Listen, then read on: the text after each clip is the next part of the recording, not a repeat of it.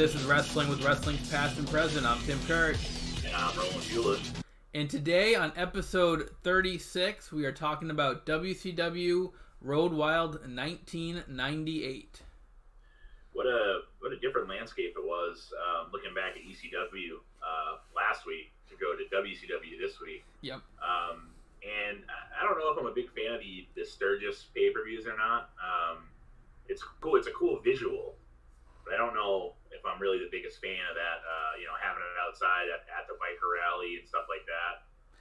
It was definitely different, put it that way. Yeah, because they're not necessarily wrestling fans. I believe they were free tickets. Yeah, that's what it seemed like, and they're all there. I mean, it was cool to have the motorcycles, during and revving them up, and it was different. I don't know. I mean, it's kind of like having the TNA shows at the Impact Zone, and everybody that goes to the Universal Studios gets a ticket and can just go in for nothing. Yeah. So it's like the same kind of concept, really. No, absolutely. No, I agree. The crowd, definitely a unique venue and a unique crowd. They did Sturgis a couple years in a row, and I think if you listen to Eric Bischoff's podcast, 83 Weeks, he wasn't the biggest fan of it either. No, and you can see why. I mean, there was definitely some hype because people knew who Jay Leno was, so that helped. Mm-hmm. But I mean, the average biker's not going to know who Scott Norton is. Yeah. You know what I mean? Like, the average biker's not going to know, who the hell is that guy? Like, they're not going to know who that is. So, I mean, it is what it is. And even some of the undercard guys, Raven and in that match and stuff, the guys probably just like gimmicks and stuff, didn't know who I bet you 80% didn't know who they were. Mm-hmm. So, it makes it kind of hard to put on a good show. But, I mean, they still put on we'll give our thoughts at the end, but, I mean, they still put on a relatively good show, I think. I don't think it was terrible by any means. No, I think they did what they could with it. I think it was a decent show, as we'll break down match by match. There's 9 total matches on the card. No dark match to report, which is kind of interesting. Usually you have 1 or 2 dark matches before the show. But we begin with Ming getting a win over the Barbarian with Jimmy Hart in about just under 5 minutes. To me, this kind of seemed a little bit of a weird opener. This more so to me seemed like it was going to be filler. So I thought it was just kind of a weird way to start the show. There's going down the card. We'll talk about Rey Mysterio and Psychosis. I think that might have been a little bit of a better start to the show than this one. I think they did okay. I mean, they're 2 brawler type wrestlers, but I just think the match placement kind of took away from this one. It's like fighting in a mirror. I mean, they're pretty much the same guy. Yeah. They used to be the faces of fear. They broke up, and they obviously every wrestling tag team that breaks up usually fights each other first before they go on to glory usually. So that's what it was. It was they split up and they had to fight each other, and it wasn't a bad match, but it was definitely, like you said, it was a brawling physical match where there was a lot of no selling, like headbutts and stuff, where they just I'm tougher than you, and for some reason they thought Jimmy Hart was gonna cover him in that. When he hit him with that splash, it didn't really do anything. I mean, Jimmy Hart weighs 120 pounds, probably soaking wet. So, but yeah, it was. And then Hugh Morris got involved after the match when Ming won. Hugh Morris came out. Hugh Morris is pretty much Barbarian's partner now, replacing Ming. And then Ming pretty much destroyed all of them. So. That's pretty much it. Yeah, pretty much how it was. Yeah, it was definitely. I mean, as you were saying that about the opener, I know you saw me shaking my head up and down because I was like, yeah, it started. Well, this show started so flat with that match. Yeah. It was weird, like you said, weird placement, and I know, Bischoff was in the main event here, so maybe he had a little, was a little bit busy to look at how they had this set up, because he even says in his podcast too, like you were saying, that you need to start off with something good. You can't start off flat, and that's what they did. This is definitely an interesting match to start with. No, totally agree there. Next up, we have a tag team match. We have Public Enemy, Rocco Rock, and Johnny Grunge getting a win over the Dancing Fools, which was Disco Inferno and Alex Wright, along with Tokyo Magnum, in about 15 and a half minutes. This one started with this match. This match would have been a good starter. Yeah. This match was actually a pretty good match. It was a pretty good match. It was a little confusing though, because in the middle of it, they just changed it into a street fight with they all had to run to the back to get stuff. Yeah. So like a minute of a piece of everybody just like leaving and then showing back up. Yeah. And the trash can that they brought into the ring was full of like ice cube tray things. Yep. And I'm like, I mean, it wasn't even trash. It had like 4 ice cube tray holders, and yeah, it was weird. I don't know what they were trying to accomplish there, but actually,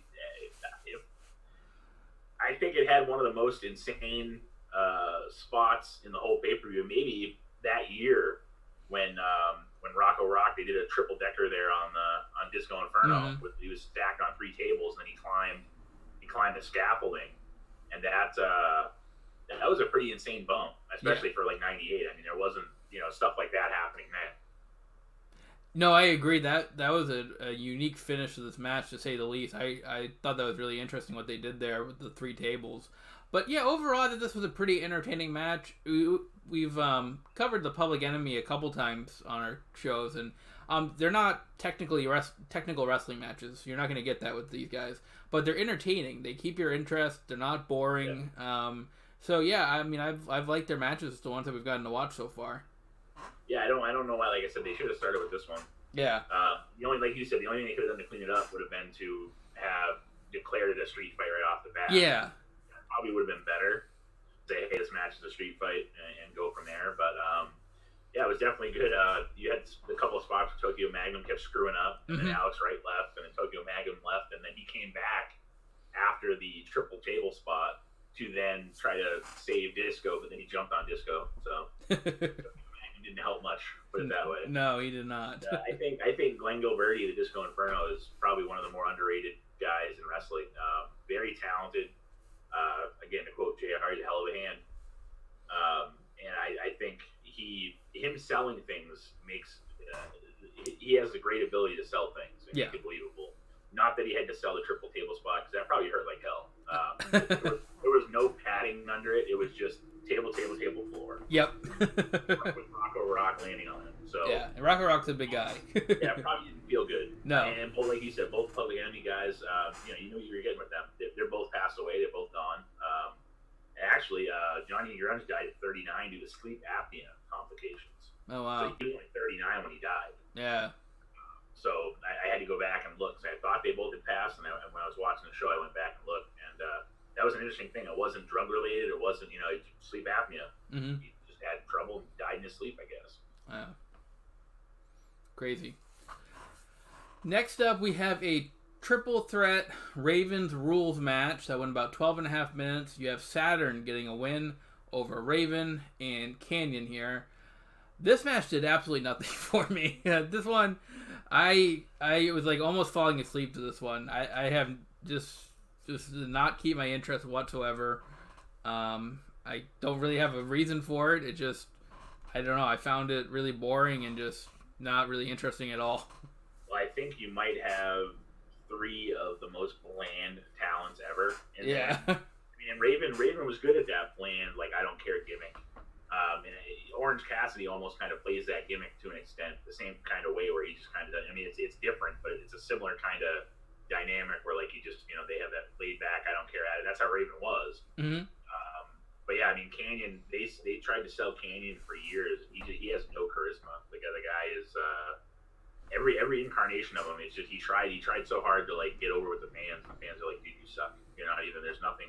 You're not a bad wrestler. You just, like you said, nothing connects. And Saturn is probably the 4th out of 4 from the Radicals that came to the WWE when they came over. He was the 4th guy, really. And not that he didn't have talent. It's the same thing. He had trouble getting over. I mean, although he could get a mop over at one point. That's true. He had moppy. So, but yeah, no, same thing. It was one of those. The storyline was okay, but yeah, the match itself. The storyline going in was that Raven supposedly had Canyon. He joined the flock, or he was on his side, or whatever. And so at the beginning of the match, it was kind of you didn't know who was going to be who, and then finally Saturn and Canyon both realized, well, Raven's just sitting in the corner watching us beat the crap out of each other. Maybe we should get him. So, I mean, like I said, the storyline wasn't bad, but yeah, the match itself was, it was just there. Next up, though, we picked things up a little bit here. This is a singles match to determine the #1 contender for the Cruiserweight title. You have Rey Mysterio getting a win over Psychosis in about 13.5 minutes. Rey Mysterio and Psychosis, awesome luchador wrestlers. So they really, it's almost hard for them to have a bad match. So I was pretty entertained by this one. I thought they did a good job. Like I said this earlier, I think this one probably could have started the show. And it would have started the show off in a little bit of a better foot than it did, as opposed to Ming and Barbarian. But yeah, I thought this one, I thought it delivered. I thought they did well. Yeah, I mean, it's hard to you have two talented wrestlers like that, and you look at how young Rey Mysterio was. I mean, he just had his eye pulled out on WWE pay-per-view last week, or a week before, or whatever it was. Yep. So I mean, he's still going now, and it's amazing to see guys like that can, especially who were stars then, are still stars now. It's not like he's just hanging on. Like he was in a pretty notable, program with Seth Rollins. Yeah.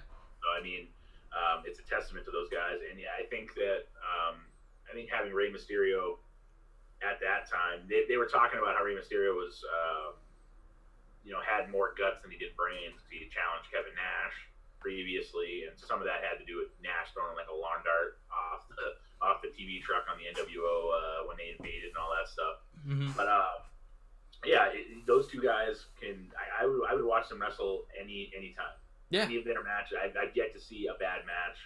I'm sure there probably are a few here and there, but for the most part, every match I've seen from both of those guys have been entertaining enough to keep my interest, to at least want to watch the match, if not more than that.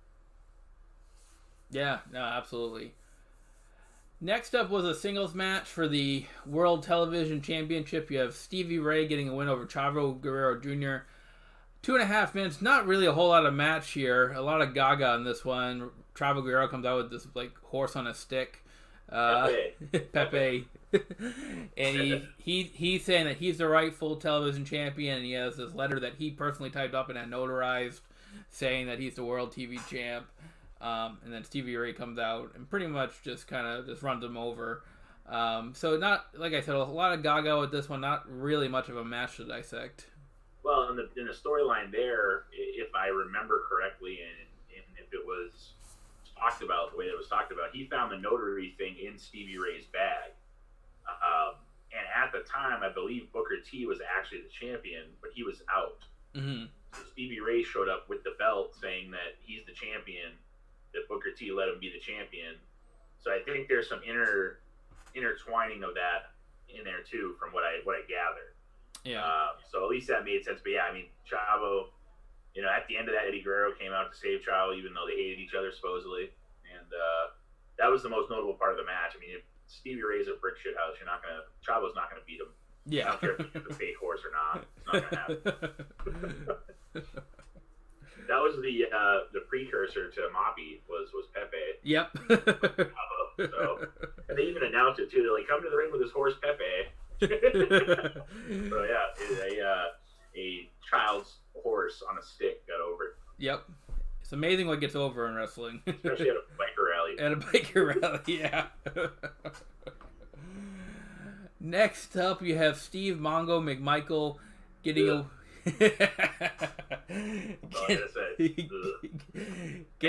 getting a win over Brian Adams with Vincent, who you may know as Virgil from WWF days, in about 6.5 minutes here.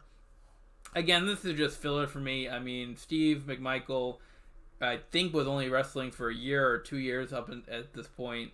They played it up that he's trying to recreate the Four Horsemen throughout the match. But yeah, I mean, Steve McMichael, just not a seasoned wrestler. He did the best he could. I don't think it was a horrible match. I think they did okay. It wasn't a total stinker, but it was just kind of filler, and you got what you expect, I think, with this one.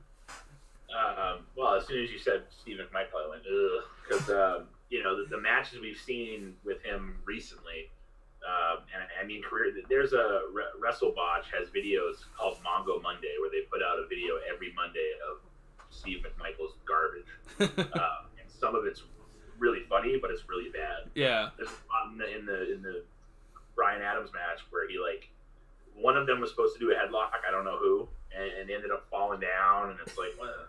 Even Crush Brian Adams was like, what the fuck is going on here? Like he looked at Virgil, was like, what am I supposed to do? Yeah.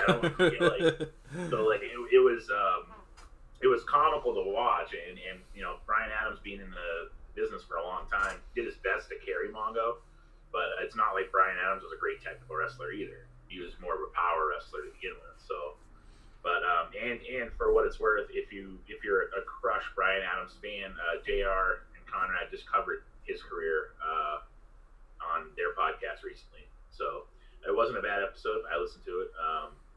It was more or less just him in the WWE. He gives you a little bit of a rundown of how he gets there and then his time in the WWE. So not a bad listen if you want to listen to something. And like I said, I think Bryan Adams might have been maybe they missed a little bit with him, especially in the WWF when he was Crush. And then I think they had a lot with him. And I don't know exactly. Kind of JR kind of gets into it a little bit, but I don't know what they could have done differently that would have helped him, but there was something that he could have been a main event guy. I guess what I'm trying to say. And they kind of he dropped the ball, they dropped the ball, somebody did. Yeah. And because he's got a great look, and like he was a power wrestler. He wasn't, like I said, he wasn't a great technical wrestler, but they could have done something more with him. And they tried multiple times with different incarnations. I mean, that what was it? Was it WrestleMania, the pay-per-view we watched when he had the match with Crush and Doink the Clown? Yes. Yeah, so I mean, that was when he was Hawaii Crush, and he had so many. He was in the Doom. Oh, okay. I mean, not Doom, Demolition. Sorry. Demolition, yeah. Demolition. He was a Demolition member. Yep. When Demolition Axe was sick, he had a heart issue or something, but he was still there. But anyways, they talk about all this, and like I said, it was a pretty good episode. But anyways, I'm getting a little long-winded on Crush, but I think that some of the stuff I saw, it's too bad they couldn't have done more with it. Yeah, no, I agree. Next up was a singles match for the Cruiserweight Championship. You had Dean Malenko here as a special guest referee. You have Juventud Guerrero getting a win over Chris Jericho in about 16 and a half minutes here. I thought this was great. I thought by far this was the best match on the show. A lot of back and forth action, a lot of false finishes here. You got two really talented guys, wrestling here. I was really entertained by this match, and you had the little wrinkle of Dean Malenko as a special guest referee in here, which I think added to the match a little bit. But yeah, this is definitely, I think, the best match of the night. Yeah, I loved the finish where Malenko was pretty much impartial till the very end, really. Mm-hmm. And Jericho kicked him. He was on the top turnbuckle, and he kicked him, and then Guerrero came running, and when he ran, he kind of like sat him up on Jericho in one move. He hit him with a Hurricane Rana from the top rope, and Malenko might have fast counted him a little bit, considering what he had been doing. Yeah. But the match itself was a very good match. It told a good story, and it also furthered the Jericho story with Malenko. Jericho had beat him a while back, and that made it so he couldn't challenge Jericho for the title anymore. So there was a story there, and a lot of people thought it was going to be pretty much a 2-on-1 match anyways, and it wasn't. He called it down the middle. He got involved a little bit at a time when Jericho tried to push the issue. Mm-hmm. But it was a very, very good match. I totally agree with you. Probably the best one on the card. I think the two Cruiserweight matches were the best two, period. Yeah, I think so. Pure wrestling matches anyways. Yeah, absolutely. Next up was an NWO Invitational Battle Royal. So you had 4 members of NWO Black and NWO Hollywood, the black and white, against NWO Wolfpack, and then you had Goldberg in there as well. I wish I had known you were going to wear your Hollywood shirt today. I would have worn my Wolfpack shirt just because. Just because. I didn't know. We didn't coordinate any, so. But it would have been funny. But anyways, let me see if nobody else can see it. I can. I just thought it was funny. Let me see if I can remember the participants. So for NWO Hollywood, you had the Giant. You had Mr. Perfect, you had Scott Hall, and you had Scott Norton, that's right. And then for Wolfpack, you had Kevin Nash, Sting, Lex Luger, and Conan. Yeah. And then you had Goldberg. And this was a unique battle royal in the fact that you could win by going over, or eliminated by going over the top rope or by pinfall. Yeah, or pinfall submission or over the top. Yeah. What the hell? I've never heard of a battle royal that have that, but okay. But you see at the end why they did that. Yeah. Basically, Goldberg dominates the Battle Royal. At last eliminates the Giant after a spear and a jackhammer. He pins the Giant, probably so it doesn't look like he can throw the Giant over the top rope. Well, and mind you, 22 years later or so, he can't even pick up The Undertaker. Yeah. But yet he puts Big Show up, who's 500 pounds, like he's nothing, with a jackhammer. So it was impressive to see. I mean, obviously, I know he's over 50 now, whatever, but we've covered that too, that he pretty much killed the Undertaker in that. Almost. In that movie, so. But yeah, I mean, it showed his power, and then that's why they must have had the pinfalls, because that was the only pinfall there was. Mm-hmm. Everybody else was over the top. So he no-sold the Big Show's chokeslam, more or less. Yep. He hulked up out of the chokeslam, and then hit him with a spear and a jackhammer, and the rest is history. And really, the beginning of the match, Scott Hall gets eliminated, and then Kevin Nash eliminates himself. You have to go after him. Beat up Scott Hall. Yep. So that was the story there too, is that they hadn't really got their hands on each other since they the red and black and the red and white, or the white and black rather, split. So yeah, it told a little bit of story, and it was there somewhat as filler. But it wasn't a bad match. But like you said, it's weird to have a battle royal where you have pin and submission. Yeah, a little bit of weird. I think. But like I said, you see at the end why they did that. They wanted Goldberg to look like a badass, slamming and pinning the Big Show, or the Giant at the time. I think this extended Goldberg's undefeated streak to 130-0 at this point, supposedly. Yeah, he was allegedly 129-0 coming in. They were like, well, you eliminated 7 guys. It could be 136-0. No, it's one match. It's asshole. one match. Don't try to count. No, it's one match. It's not. He didn't eliminate 7 guys, and that's why he's now one. I mean, that number was made up anyway. Yeah, it was. Come on. Don't BS everybody and be like, oh, now he could be 136. No. There was one fall in the match. Yep. Not 7 or whatever they thought it was. But anyways. Yeah. So moving along to our main event, you have a tag team match here. You have Diamond and Dallas Page and Jay Leno. Yes, Jay Leno. With Kevin Eubanks. The Tonight Show's Jay Leno. The Tonight Show's Jay Leno. That Jay Leno. With Kevin Eubanks, who was the leader of the Tonight Show band. They're going to get a win over Hollywood Hogan and Eric Bischoff here with the Disciple and Miss Elizabeth in about 14 and a half minutes. You know who the Disciple is, right?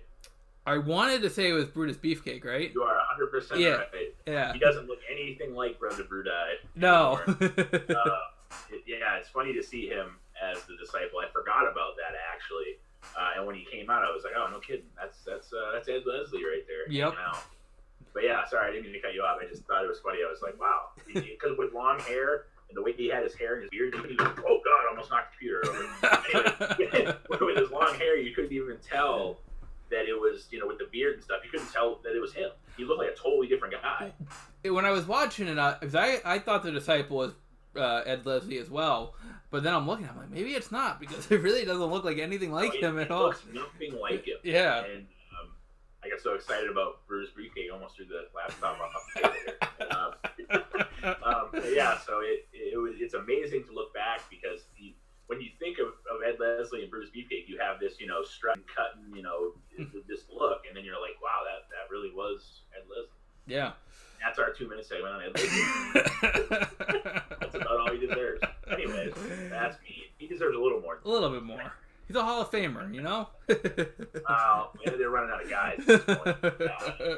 He had a decent run, but it was just comical, because like you said, though, when you looked at him, you're like, you sure? Like, that really was. Yeah.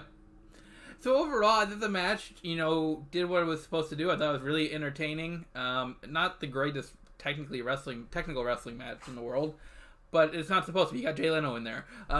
So I thought it was pretty entertaining, though. Kevin Eubanks getting involved a couple times in the match, gets a diamond cutter on Eric Bischoff. Jay Leno, scores the pin for the 1-2-3. A lot of back and forth kind of action. A lot of playing chicken as well between Eric Bischoff and Jay Leno. A lot of arm drag and twist in this match as well. Yeah, even the wrestling between Page and Hogan was pretty sloppy. Yeah. But yeah, entertainment-wise, you knew what it was about. It was about Leno getting in there. And they even, it was nice to have Michael Buffer do the introduction. And he even said, Page, the guy that trained Karl Malone. Yeah. It's like, Karl Malone put on a better show than Jay Leno did. But yes. Karl Malone's also an athlete, but still, it's funny that you think of all these like non-wrestlers that Page has been involved with a storyline with the NWO. Mm-hmm.